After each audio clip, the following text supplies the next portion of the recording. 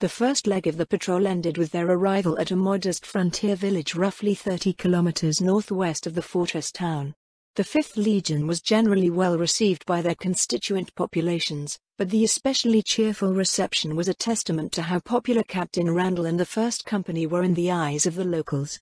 As with anything in the Empire, everything was ordered and received by standing, and to be the 1st Company in a division and the soldiers of that company were looked up to as the reasonable pinnacle of what the common man could aspire to be. If they could, men and women stopped their work and came out to greet the squads as they entered the square. Boys left their chores to swarm the Imperial Knights with gleeful cries, showing off their makeshift arms formed out of pieces of wood. Girls shyly offered water and towels to the soldiers caked with the dust of their long patrol. The soldiers, in return, were cordial, entertaining children and adults alike, creating the perfect scene that many posters in the towns and cities attempted to portray. This perfect scene, however, was marred as the local baron arrived to approach the captain with an escort of personal retainers. Like most minor nobles out in their territories, he was dressed only slightly better than the commoners around him. The characteristic good looks of an imperial aristocrat combined with the powerful build of a martial noble distinguished him more than the mode of his dress. The nobleman's grim expression was at great odds with the near-festive atmosphere around him. The captain dismounted at the baron's approach. Joachim followed Lady Zaradnik as she went closer to listen as the baron spoke to Captain Randall with the shadow of worry in his voice. "Captain Randall." "Baron Owen." Captain Randall nodded in response. "I take it that they've started." "Smoke from the fires started appearing a few days ago," Baron Owen replied. "I don't know if you could see their handiwork coming in, but the local division of the 6th Legion has struck well into the foothills. Though if they've managed to make it that far without retaliation, maybe it won't be as bad as we thought." "If it isn't," the captain said, "then that's fine. Our concern is that it is. No one's noticed anything from the tribes?" Baron Owen turned to look at a middle-aged man on his left. By his rugged look, he was a forester, huntsman or some other professional along those lines. "No trace of anything, sir," the man said. "Some of my rangers have gone as far out as the first tribal settlements we saw go up. They're completely razed, scavengers were all over the bodies." "How many bodies?" Captain Randall asked. "Not enough," the man answered. "We were due for raids this autumn or the next, so there should have been at least 3 times the corpses. They might have been killed on the run, though." Captain Randall appeared to relax slightly at the report. Whether the survivors of the initial attack had been run down or were able to escape was unknown, but it at least appeared that they made no attempts to return to their territories. "Has the air wing said anything?" Baron Owen asked. "Flights cross overhead once in a while, but we can't tell whether they're ours or the 6th Legion's." "As of this morning," Captain Randall told the Baron, "nothing's been reported. They're on high alert, though, so they'll at least spot any raids coming in during the day." "I see. Thank you, Captain. The squads that came in earlier have already set up their tents in the usual spot. I assumed that you'll be having dinner with your men, but it appears that you have a guest?" The Baron sent a pointed look toward Lady Zaradnik, who lowered herself into a respectful curtsy. "Baroness Ludmilla Zaradnik," she said with a polite smile. "It is a pleasure to make your acquaintance, Baron Owen." "Zaradnik." The Baron frowned. "The same Zaradnik from the memorandum? The liaison officer from the Sorceress Kingdom?" "The same," Lady Zaradnik replied. "I've been working with Captain Randall to get his men accustomed to the supplementary forces leased from the Sorceress Kingdom." At the mention of the supplementary forces, Baron Owen glanced from side to side as if expecting a ghoul to jump out from between the cottages around them. You brought them with you? Here?" "I instructed the men to station them on the south side of their camp," Captain Randall said. "You're welcome to join us, my lord. Lady Zaradnik will be debriefing the men once we get our tents set up." The Baron excused himself, promising to come to the camp once he attended to a few matters. Captain Randall offered an arm to Lady Zaradnik before leading her towards the company's camp south of the village. Joachim couldn't help but shake his head at the number of jealous looks the pair received as they made their way out of the settlement. At the center of the company's camp, Captain Randall called a few men to help pitch Lady Zaradnik's tent. As with the other companies the Baroness had worked with, the men from the 2nd Division's 1st Company were taken aback at the size of the thing once they had finished raising it. "Did you bring your household with you as well, my lady?" The captain sent a bemused look at the Baroness' tent. One of the captains in the 2nd Legion mentioned that nobles in the army get their work done in the garrisons during their regular duties. I suppose this looks a bit odd considering your circumstances, Captain Randall said. I think it's understandable. Just a bit odd looking, as you say. With things as tense as they are right now, it'll be the last thing on the men's minds. Lady Zaradnik produced a desk from the pouch at her waist, followed by several other pieces of furniture. She set them up under the makeshift vestibule stretching out from the front of her tent. Magical lighting was placed overhead, after which she disappeared inside.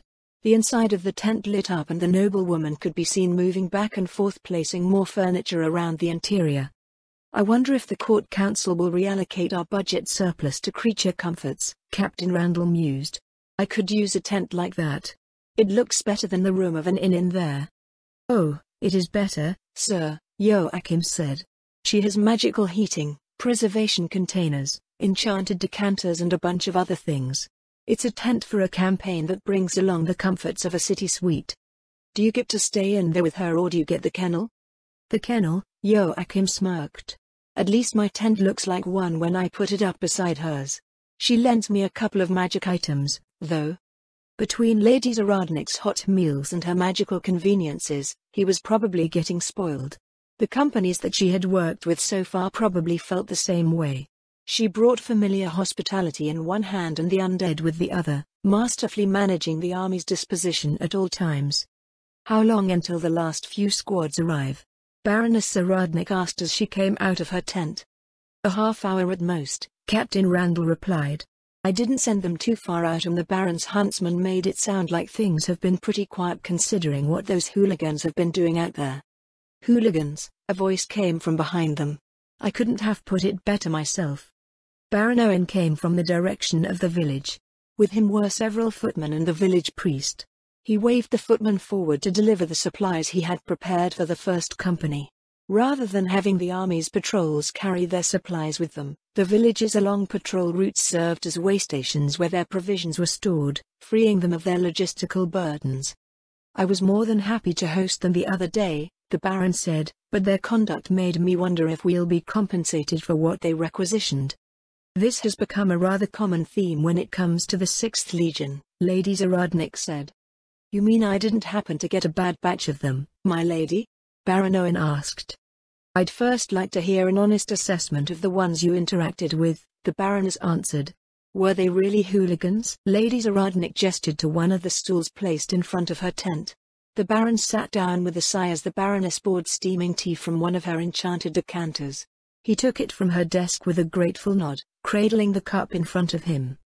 There was no one thing particularly bad about them, he said. Everything just came together to give the wrong feeling.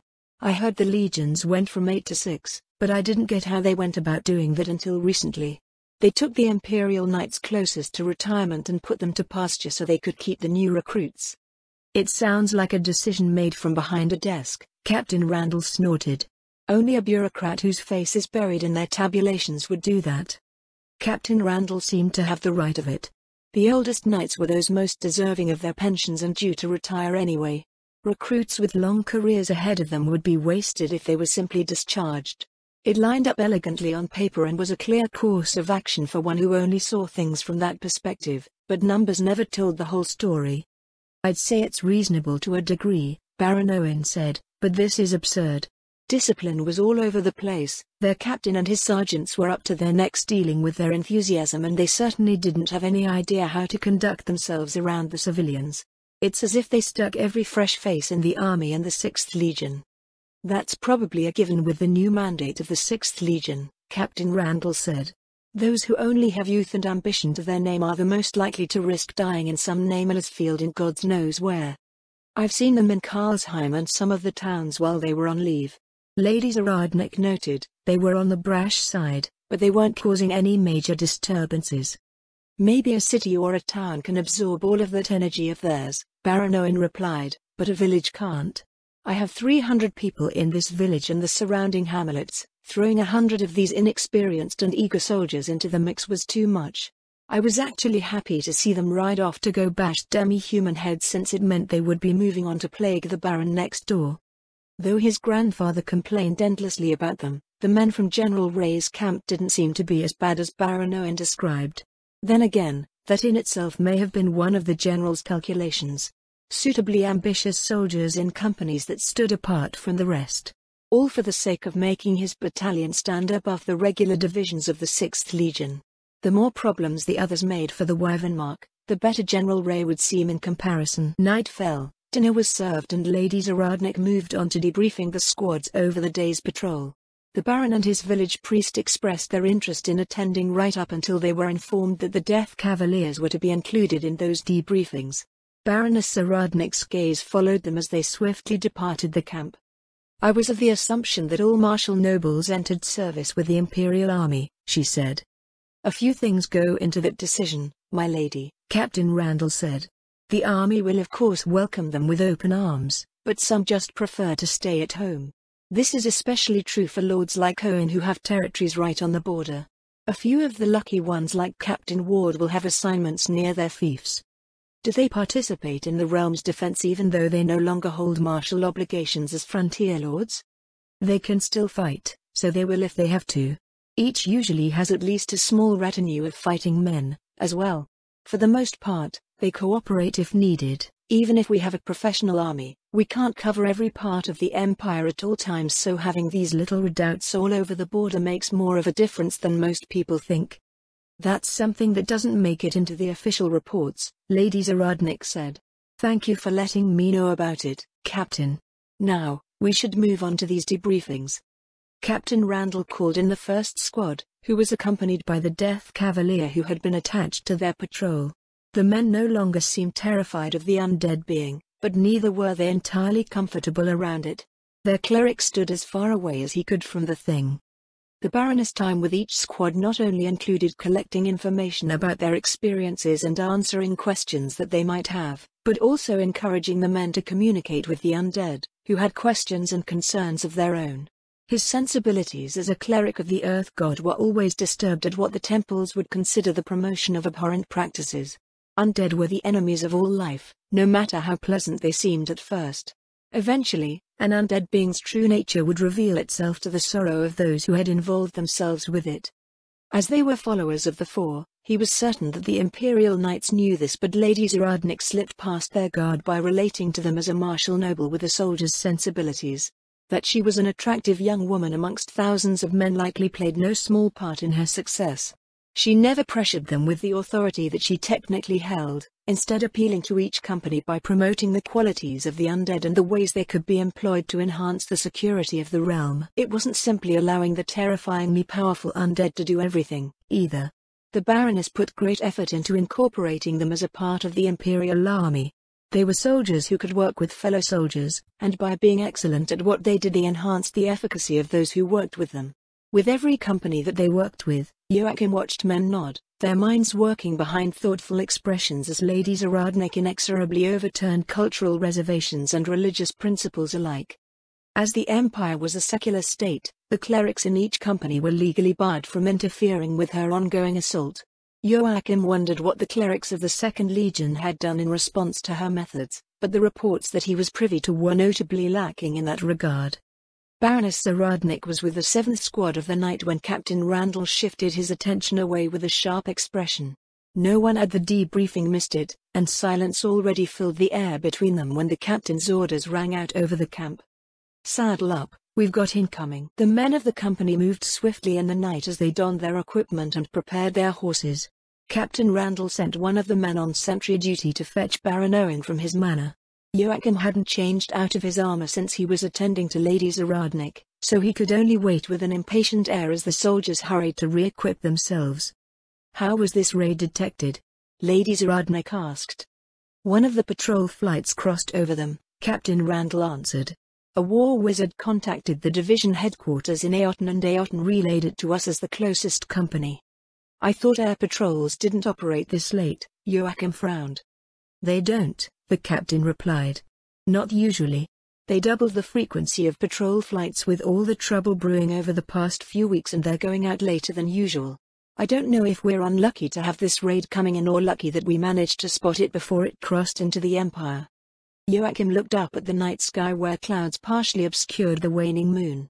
Without the dark vision of their opponents, humans were not only directly disadvantaged in direct confrontations but were also exposed to other risks.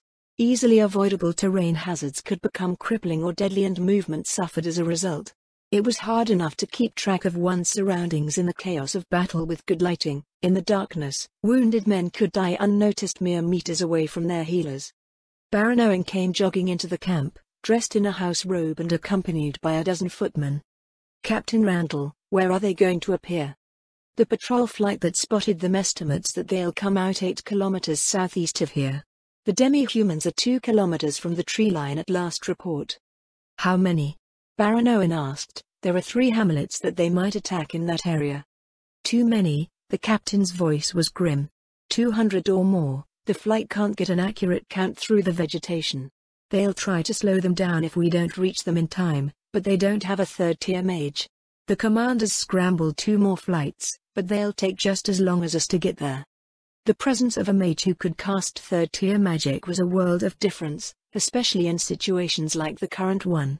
Spells that could deal grievous damage to large groups such as Fireball and Lightning Bolt were some of the first magics that war wizards who achieved that level of power learned, making them invaluable assets to the Imperial Army. As they were, the flight could only perform light harassment.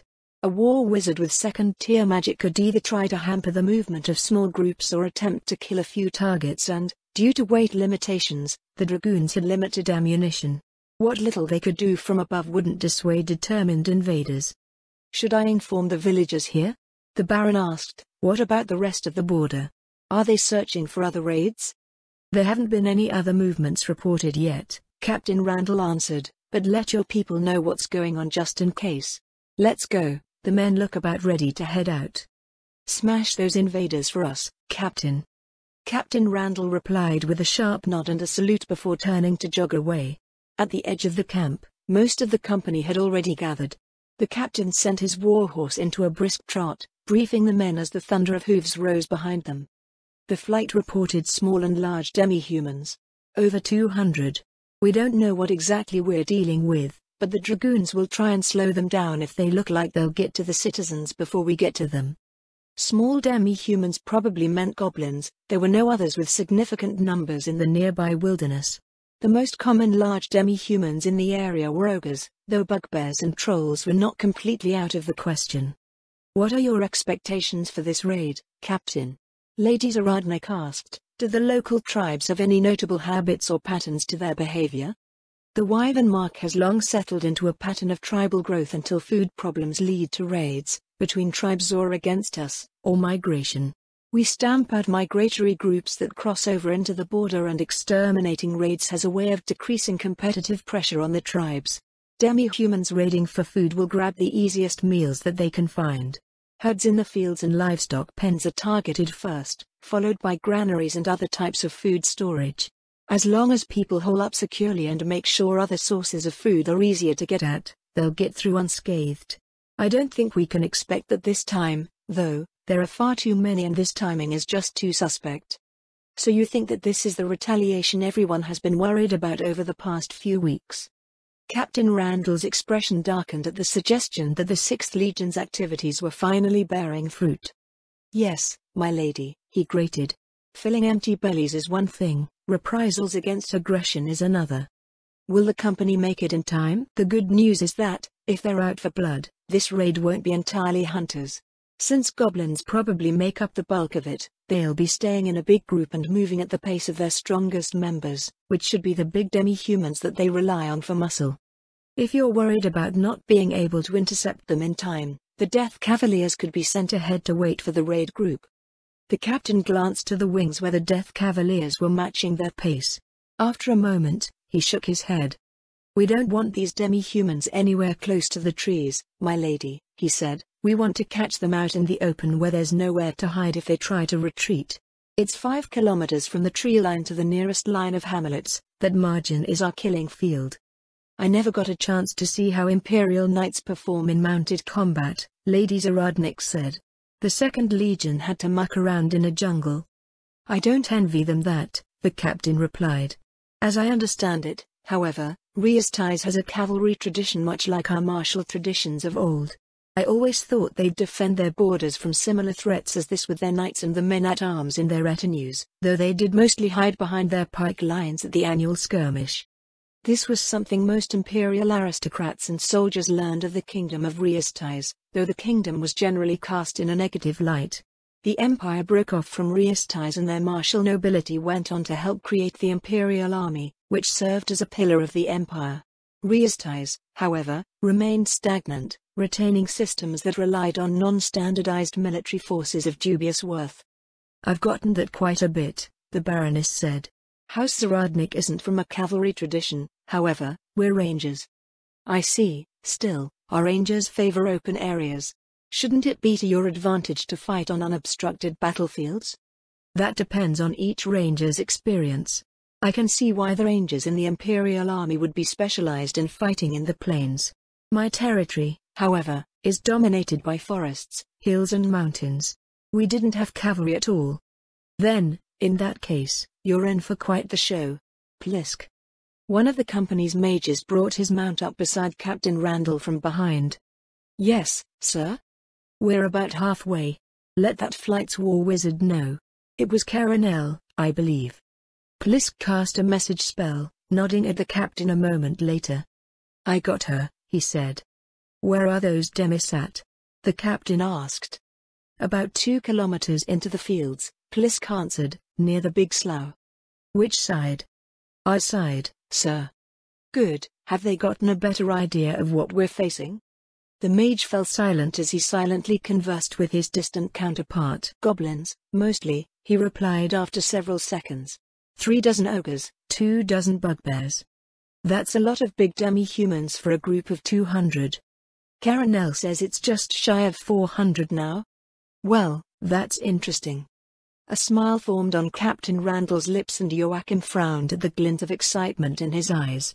It wasn't interesting, it was a substantial risk for a company-sized force. Hopefully, the flights that had been scrambled had a third-tier war wizard with them to soften things up. "They're waiting for your call, sir," Plisk said. "Have them go ahead and start harassing those demis. We'll be looking out for their spells." Plisk relayed the captain's instructions before looking at him again. "The flight captain is asking if you're sure about that, sir. The other flights are still at least 15 minutes away." "I like that raid right where it is," Captain Randall replied. "Besides, we've got these fellows with us, right?" Joachim's gaze went to the Death Cavaliers on the wings. Even if they were facing raiding demi-humans, were they really about to unleash the undead on them? A pair of blue-white bolts briefly flickered in the distance. Captain Randall shifted the company's course towards them. "There's our party. Looks like they're pretty strung out." More magic arrow spells fell upon the demi-human raid. The captain frowned as he adjusted their course again. "They're not slowing down at all," he said. "Plisk, is Caranel casting sleep and grease spells in all that?" "I can't tell from this distance," the mage replied, "but she should be with so many goblins. Crowd control isn't slowing them down. There should be at least one decently strong lord shoring them up. Keep an eye out." "We're going to be chasing after them at this rate," Captain Randall muttered. "I haven't seen a lord out here since I was a puke right out of the academy." Joachim hadn't ever seen a demi-human lord at all. The closest thing he had to practical knowledge of them were the accounts from army veterans and his grandfather. A demi-human lord was usually bigger, stronger and more capable than the rest of its kind. Some had skills and abilities that could make their tribe deadlier as a whole, while others gained magic and strange abilities which made them unpredictable and dangerous. Another set of magical bolts rained down on the demi-human raid, followed by a distant boom meant to intimidate weaker foes and obscure the sound of the approaching cavalry. This time, however, several magic arrow spells flew up in response, unerringly striking the airborne attacker.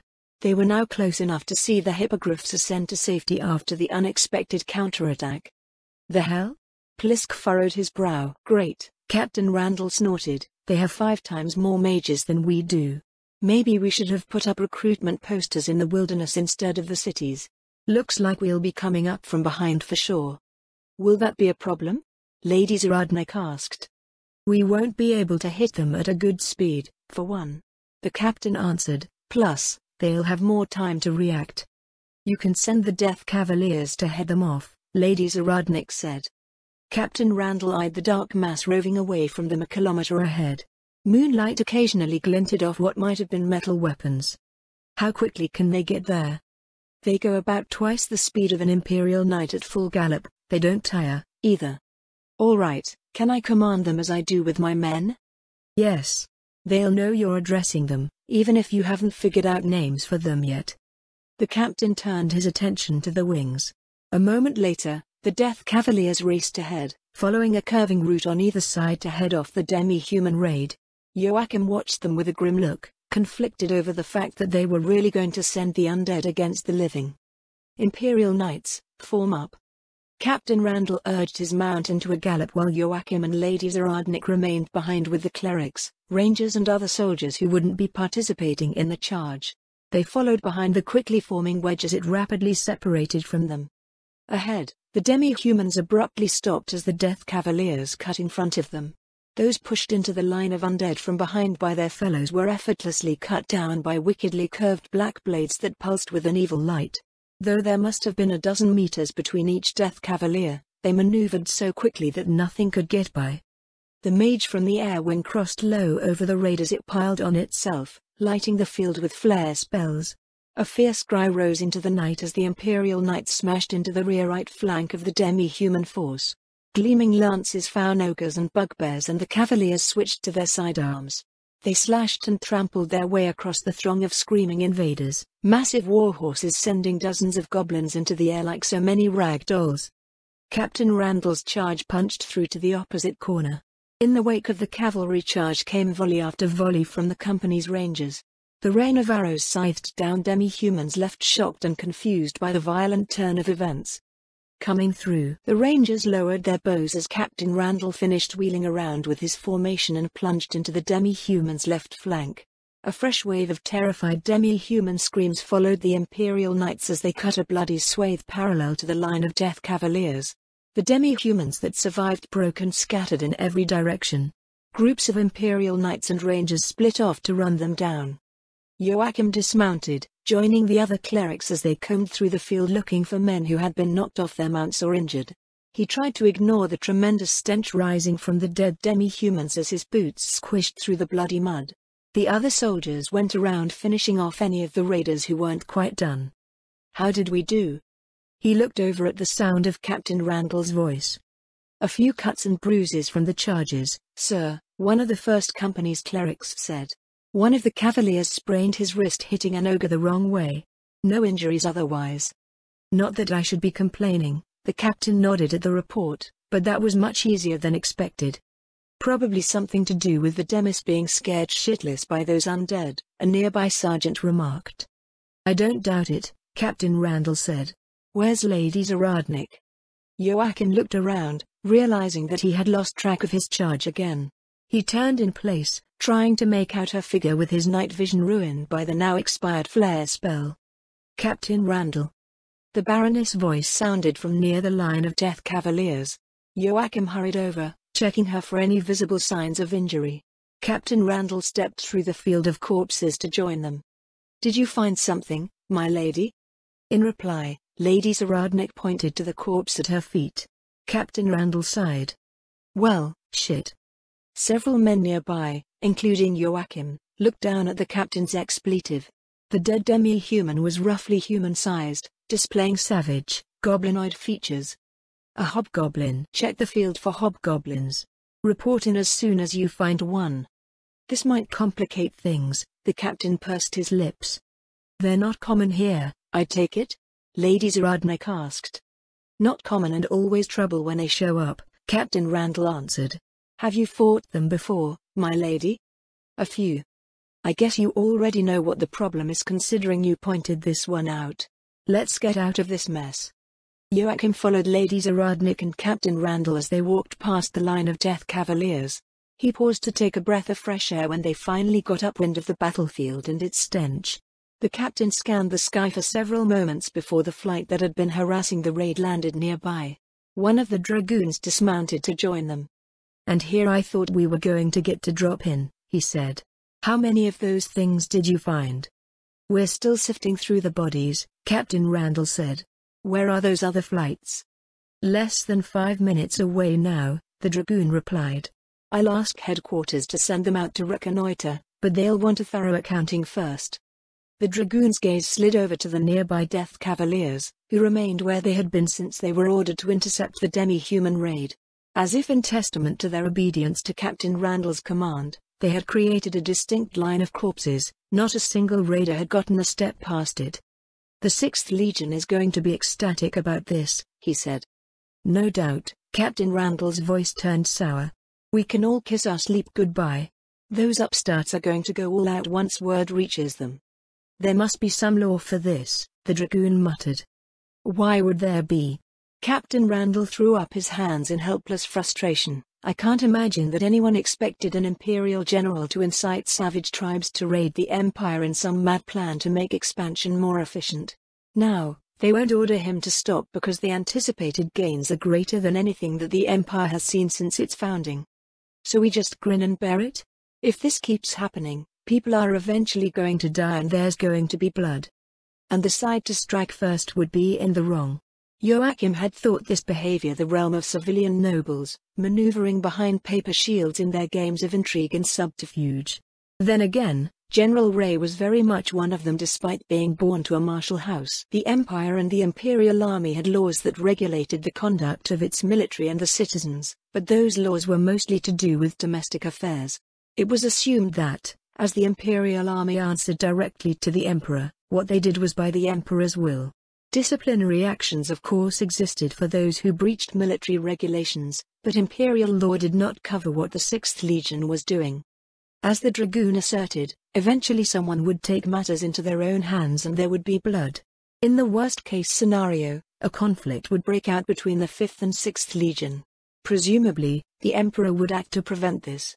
Thus far, however, our winter had been completely silent. Joachim glanced at Lady Zaradnik. She appeared to be personally displeased over the developments, but, like the Empire's martial nobility, she was bound by the will of her sovereign. Her intercession would require an event that she perceived to be strictly against her nation's policies.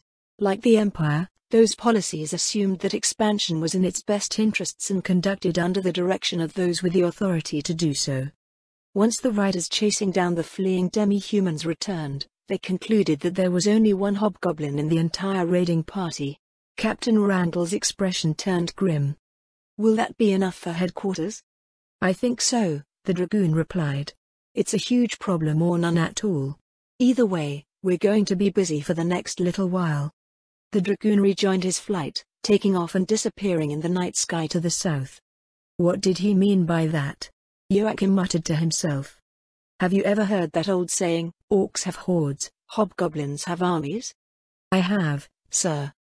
That's exactly what it means, Captain Randall told him. Hobgoblins are soldiers, they build armies as if it's second nature to them.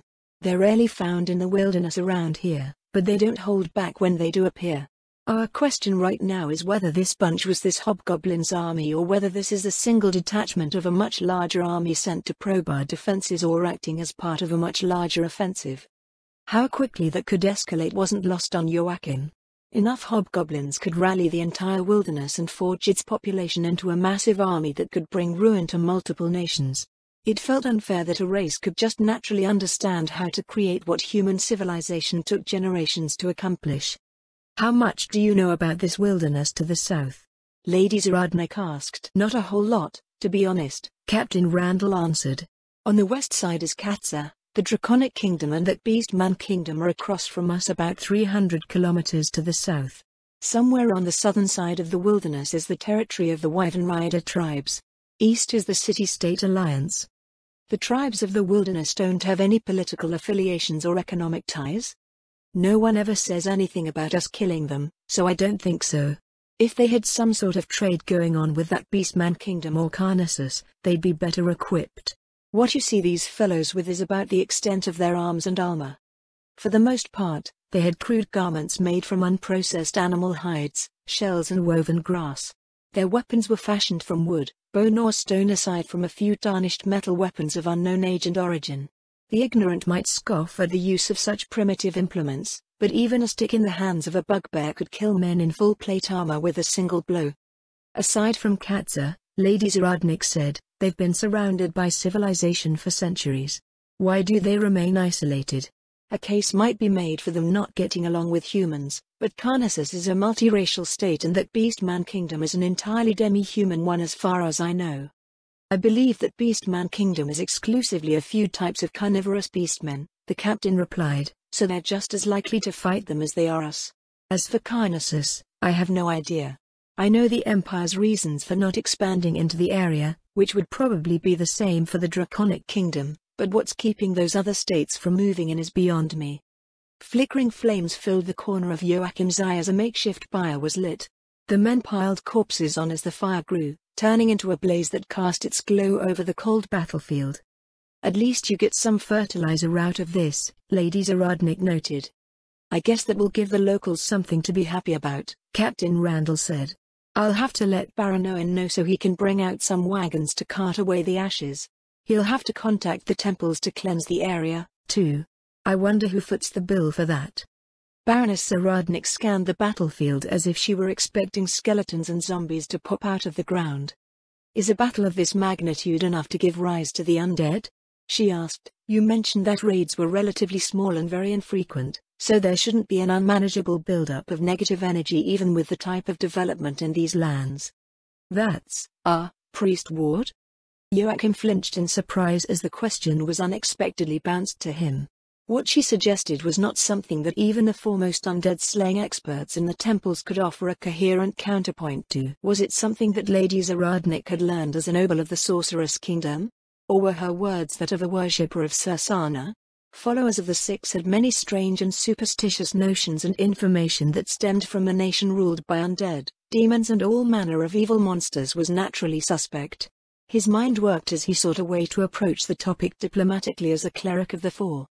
Clerics of Earth oversaw several central aspects of human society, one of which was dealing with death. Morgues, mausoleums, cemeteries and crypts were managed by adherents of Earth and burial rites performed by the Earth God's priesthood. This, of course, also meant that clerics of Earth were specialists when it came to fighting the undead and dealing with the effects of negative energy on the land. As one such cleric, Joachim had to wrestle down his disgust for the undead that had come with Lady Zaradnik. That an otherwise vibrant and proper young lady could tolerate them was unfathomable. He mentally sorted through his knowledge of the subject matter, but most of it had to do with funeral rites, fighting the undead and his experience as a chaplain in the Imperial Army. Very little, if any, had to do with understanding negative energy and how it asserted its influence on the land. It's always best to cleanse the land in the aftermath of a battle, Joachim finally managed a response. There is no known way to measure negative energy, and by the time its presence is tangible to our senses, things will have progressed to the point where undead may manifest at any moment. Since we know the exact location of the event, it is best to promptly enact the proper rites. That felt like a reasonable enough answer. He wasn't well versed in the beliefs that followers of the Six held for the undead, but it should at least be in line with what was conducive to a functional society. It was a religion that zealously promoted humanity, after all. Joachim also harbored concerns over the way that many of the demi-humans met their demise. It was well known that the undead collected in places where death and the emotions associated with death gathered. The undead themselves were beings purely antithetical to life, acting in ways that promoted death.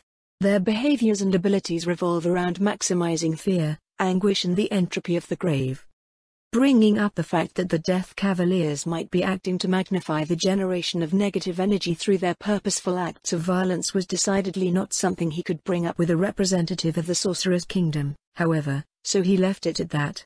As always, the temples of the Four would need to attend to the well-being of an empire whose leadership only saw them as rivals for influence. You don't do anything like that for your land, my lady? Captain Randall asked. There are priests there, yeah? My domain is nature-rich if I was to describe it, Lady Zaradnik answered. Negative energy is removed from the environment faster than it is generated, so rituals to cleanse the land are unnecessary. The natural life energy there is so abundant there that a dryad was born next to my home a few months ago. Won't that be trouble? Dryads are well known for their unprovoked aggression against people. Like elementals, they're on the list of things that the Imperial Army preemptively acts to remove when they're discovered infesting an area. Baroness Zaradnik gave Captain Randall a long look. Though he was not the subject of her attention, Joachim couldn't help but shift uncomfortably as her cool voice threatened to squash him with an oppressive sense of dread. Dryads are peaceful unless their home trees are threatened, she said. Or if they've been afflicted by some condition that affects their mental state. They sicken and die when they leave the vicinity of their trees, so their aggression is limited by nature. Even the innate abilities that they use to defend themselves are not directly harmful. Nature spirits manifest when life and nature are abundant. Attacking a dryad is the same as attacking those very same things. Is that so? Captain Randall's voice was subdued. Then, how did things go with that dryad of yours? Glaser was a bit panicked and confused at first. The young noblewoman's voice warmed again, but I think she is settling in nicely. She wanders around the harbor in the mornings, goes to school with the rest of the children in the afternoons and learns druidic magic from the local lizardman in the evenings. She sleeps in my home's magical solarium at night. Rather than speaking of a notoriously volatile and dangerous nature spirit, Lady Zaradnik almost sounded like a mother chatting about her daughter. You make it sound as if she's going all over the place, Captain Randall said. Didn't you just say that dryads couldn't get far from their trees? I did, the Baroness replied, but the tree she was born from was in a pot. A Death Knight carries it around for her. I have no idea what to picture when I think about the Sorceress Kingdom now. Lady Zaradnik smiled at the captain's bemused tone. The Duchy of Irantal is still primarily composed of human territories, she said, so it's not much different from what you'd see in the Katsa Marches. Things are slowly changing, however.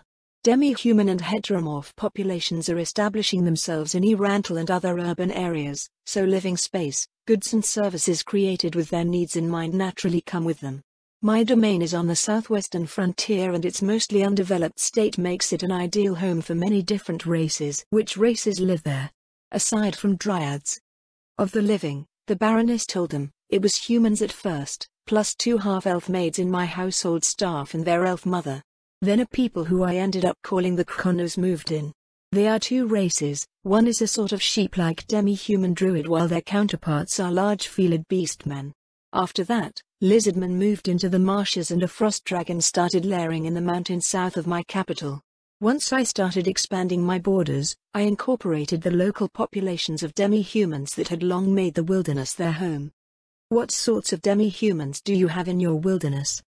The same ones that you see in most wildlands in the region, Lady Zaradnik replied. Captain Randall looked over at the burning pile of corpses. Oh. The 5th Legion's duty is the defense of the Empire, Captain, the Baroness said. I won't arbitrarily censure you for doing what you are supposed to be doing. Since my work with the 6th Legion is not guaranteed to alleviate the problems that are brewing across the border, I must first ensure that the Death Seer's servitors meant to supplement the Empire's security are incorporated into your army group. Once I'm done here, I'll be heading over to find out what I can about General Ray's strategy.